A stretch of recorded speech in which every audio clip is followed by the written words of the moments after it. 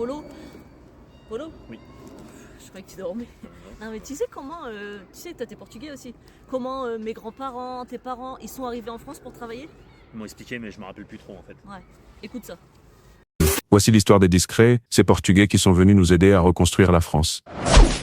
Tout commence dans les années 60. À cette époque, le Portugal est encore sous le joug d'une dictature autoritaire, celle de Salazar. Le pays est pauvre, figé, pendant que l'Europe de l'Ouest, elle, entre dans les 30 glorieuses. La France manque de bras pour reconstruire, pour faire tourner ses usines, ses chantiers, ses métros. C'est dans ce contexte que des dizaines de milliers de Portugais franchissent la frontière. Illégalement, souvent. À pied, en train, cachés dans des camions. Par peur, par espoir. Ils ne viennent pas avec des slogans, pas avec des revendications. Ils viennent pour bosser. Et bosser dur. Les hommes sont maçons, ouvriers du bâtiment. Les femmes, elles gardent les enfants, font les ménages. Tous acceptent les boulots que les Français refusent. Et pourtant, ils ne se plaignent pas. Ils avancent. Sans bruit, on les surnomme vite les discrets. Pas de ghetto, pas de vagues. Juste des familles entières qui se tuent à la tâche en rêvant d'un avenir pour leurs enfants.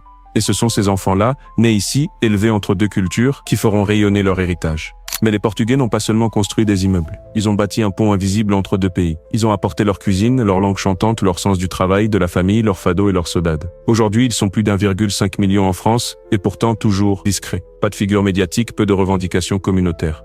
Juste une intégration exemplaire, lente mais solide. L'une des plus réussies de l'histoire migratoire française. Ils n'ont jamais créé leur douleur. Ils l'ont portée, en silence. Et ce silence aujourd'hui résonne comme une force.